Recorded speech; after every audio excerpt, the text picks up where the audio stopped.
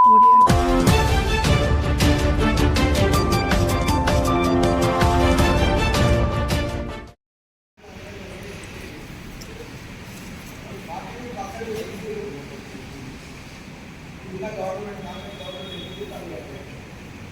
అందరూ తెలియాలి కాదు. నాకు తెలిసిన ఇన్ఫర్మేషన్ ప్రకారం, నాకున్న అవగాహన ప్రకారం ఊళ్ళలో ఉన్న బీసీ మండల స్థాయి లీడర్లు కాదు, మండల స్థాయి లీడర్లు ఒక్కొక్క పార్టీ ఒక్కొక్క నాయకులు. ఊళ్ళలో ఉండే బీసీ నాయకులు, గ్రామాలలో ఉండే ప్రతి ఒక్క రాజకీయ పార్టీలలో ఉండే బీసీలు వాళ్ళకు ఆ బీసీ కావాలనే ఆలోచన విధానం వాళ్ళకు. అదంతా ఇంటెలిజెన్స్ రిపోర్ట్ వేయింది అందుకనే ఈ 42% గవర్నమెంట్ ఇవ్వాలని జరిగింది.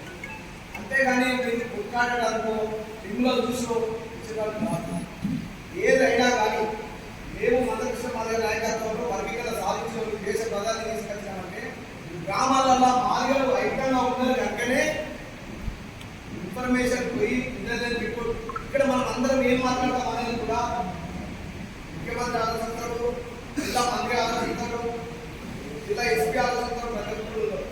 దయచేసి మీరు ఒకటే ఆలోచన చేయండి. పైసలే ముఖ్యం కాదు, టాలెంట్ ఉన్న పర్సన్ చేసి అనేది ఎమ్మెల్యే పదవి కాదు, ఎంపీ పదవి కాదు, పెద్ద జెడ్పీటీసీ పదవి కాదు. రాజకీయ పార్టీలలో ఉంటారు. ఏ రాజకీయాలలో కూడా రేపు కాంగ్రెస్ పార్టీ, బీజేపీ పార్టీ, ఇంకో పార్టీ బీసీకి నా పార్టీని పెట్టి మీరు బీసీకి పనిచేస్తాను, మీరు మీ నాయకుల దగ్గర అన్నప్పుడు మీరు బీసీకి టికెట్ ఇస్తారు. వాడికి వేదంగా వారికి ఇచ్చినా నేను పనిచేయను, నేను నా పార్టీ తరఫున వెళ్తా, నా లీడర్ కోసం వెళ్తా అంటే బీసీలకు రాజకీయాలు కాదు, ఇదంతా అర్పించలేదు. కనుక దయచేసి గ్రామాలలో ప్రతి ఒక్కరు కూడా ఇలా బీసీ బిల్లింగ్ నచ్చింది కనుకనే ప్రభుత్వం ఢిల్లీ దాకా ఎలక్షన్ పోసుకుంది. మనల్ని మమ్మల్ని చూసి కాదు, మమ్మల్ని చూసి కాదు. గ్రామాలలో బీసీ బిల్లింగ్ చాలా డేంజర్గా ఉంది. గతంలో ఇక్కడ కూడా రాయమలలో ఇంత టెన్షన్ లేనప్పుడు, ఇంత టెక్నాలజీ లేనప్పుడు ఆయన ఒక ఎమ్మెల్యేగా పెద్ద పేరు ప్రజలు ఆదరించారు. అప్పుడు ఆయన దగ్గర డబ్బు లేదు, ప్రతి ఒక్కరు నిన్న తిని న్యాయమలాగా కొట్టేయాలన్నారు. మీ అందరి దగ్గర కూడా ఆ ఆవేశం ఎవరి తండ్రి ఉన్నారనేది ముఖ్యం కాదు. డబ్బు శ్రీమాన్ అడుగుతుంది, నేను అడుగుతుంది, ఆంధ్రాన్ని అడుగుతుంది, ఎవరైనా ఆ ఎంఆర్పీ కూడా డబ్బు ఉండదు. ఇలా మీటింగ్ అయిన వాడు ఇక్కడనే అన్నం అడుగుతుంది, ఇక్కడనే గుడ్డ అడుగుతుంది, ఇక్కడే అడగదు. దయచేసి ఇక్కడే బీసీ నాయకులారా మీరు ఒక్కొక్కరు మినిమం 5,000 నుంచి 10,000 మందిని ప్రభావితం చేసేది లీడర్లు ఉన్నారు. ఇక్కడ మీకు అర్థమవుతుంది, మీ కెపాసిటీ మీకు, మీ బలం మీకు అర్థమవుతలేదు. దయచేసి మీరు ఫస్ట్ యూనిటీ ఉండాలి. మీరు ఖచ్చితంగా మన కులాలు ఆ కులం గీతనే చేయ, ఇంకో గీతనే చేయ, వాన్ గీతనే చేయ అనేది మానవతకరంతో మీరు ఏ కులం అంటారు కానీ బయట అనడాలు అది స్ప్రెడ్ అయిపోయి బాధకరంగా ఏమిటారు. అందుకోసమనే ఏదున్నా కానీ పోరాడితే ఖచ్చితంగా సాధిస్తారు. ఎందుకంటే వీళ్ళే కావాలి, వాళ్ళే కావాలంటారు.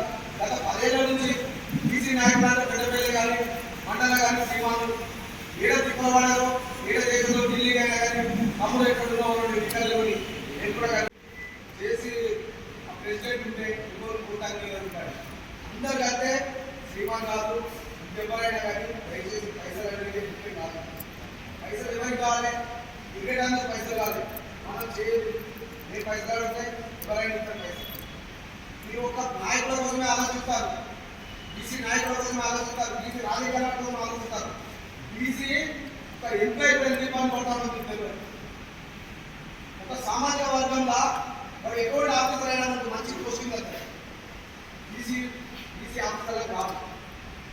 నేను గ్రేట్ చెప్తా, మా మాజీ ఎంప్లాయీస్ లక్షలాది రూపాయలు ఇస్తారు, లక్షలాది రూపాయలు ఇస్తారు. ఎంఆర్పీఎస్ నడిపించేది మాజీ ఎంప్లాయీస్. బీసీల ఎంప్లాయీల కోసం ఆలోచిస్తారు. బీసీ ఎంప్లాయీ మీరు నిలబడితే ఈ పెద్ద పేద ఎమ్మెల్యే 100 కోట్లు ఇస్తారు, 1,00,000 నుంచి 10 లక్షలు ఇచ్చుకోండి. దయచేసి ఏంటంటే మీరు ఫస్ట్ యూనిటీ ఉండాలి. కాపుని గౌరవం, తెలుగు